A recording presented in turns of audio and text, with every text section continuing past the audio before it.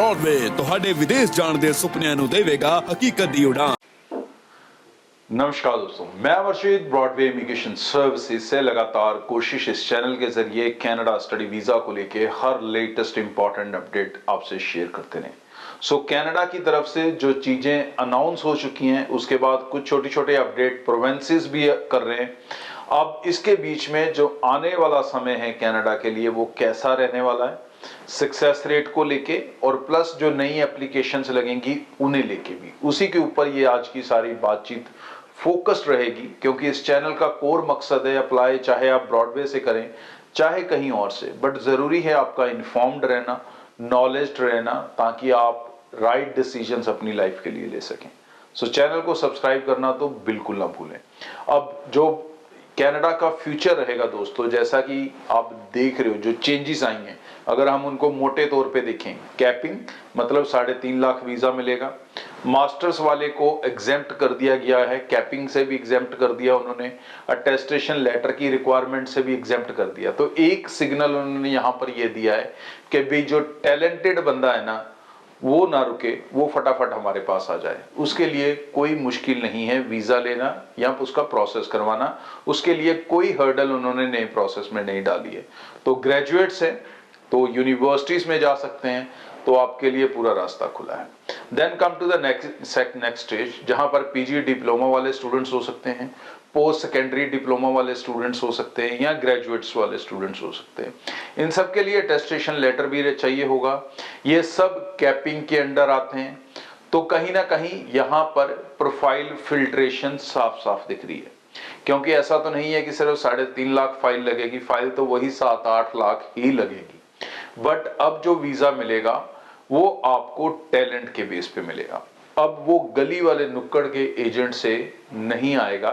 You have to meet the professionals who can understand कि क्या SOP लगना है, कैसा कोर्स सिलेक्शन होना है, कैसे कॉलेजेस आपको लेने हैं। तो ये सब चीजें अब दोबारा से मैटर करेंगी। दोबारा से मैं इसलिए कह रहा हूं कि पिछले 8-9 महीने में या कह लो कि 1 साल में मोटा मोटा जो सिस्टम बना था, उसके अंदर यह था कि कनाडा में कोई भी फाइल लगा रहा है तो वीजा ले रहा है। बट अब शायद वो सिस्टम वैसा नहीं रहेगा। काफी सारी रिफ्यूजल्स भी मार्केट में लगातार दिखा करेंगी और वीजास भी आपको साथ के साथ दिखा करेंगे।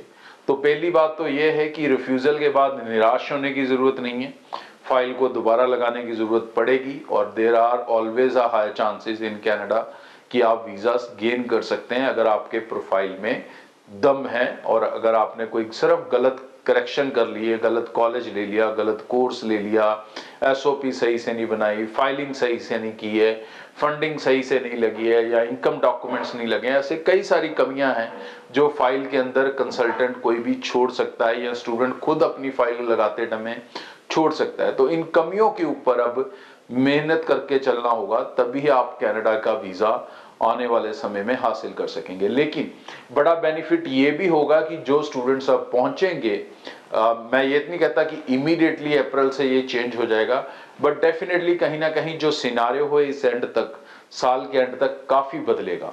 पुराने बच्चे पोस्ट स्टडी वर्क वीजा पे जा चुके होंगे या कुछ पीआर पे जा चुके होंगे, तो जो नए स्टूडेंट्स जाएंगे, क्योंकि वो कम गिनती में जाएंगे, तो इसलिए वहां पर जो जॉब अपॉर्चुनिटीज है, अकोमोडेशन इश्यूज हैं, वो काफी कम रहेंगे। और इस बार क्योंकि आपको कॉलेजेस के मेन कैंपसेस में जाना होगा, आप पीपी कॉलेजेस में नहीं जा सकेंगे, तो उसका भी एक इफेक्ट होगा कि स्टूडेंट अब नई लोकेशंस पे जाएगा, नई अपॉर्चुनिटीज को एक्सप्लोर करेगा।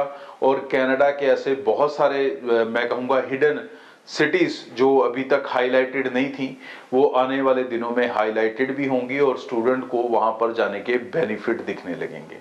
क्योंकि जैसे हम देखें, यहां से बच्चे सिर्फ टोरंटो, वैंकूवर, सरी यही इलाकों को जानते थे, बट जो वहां पर बैठा हुआ स्टूडेंट था वो वहां जाने के बाद स्कैचवन जा रहा था, प्रिंस एडवर्ड जा रहा था, नोवा स्कॉशिया जा रहा था, क्योंकि वहां पर जाने के बाद उसे समझ आ रही थी कि भाई मुझे यहां पर जाने का ज्यादा बेनिफिट है। तो अब इन जगहों को स्टूडेंट को यहीं से समझना होगा कि उसके लिए बेटर और शानदार क्या है, और उसके अकॉर्डिंग ही उसको अपने डिसीजंस बनाने होंगे।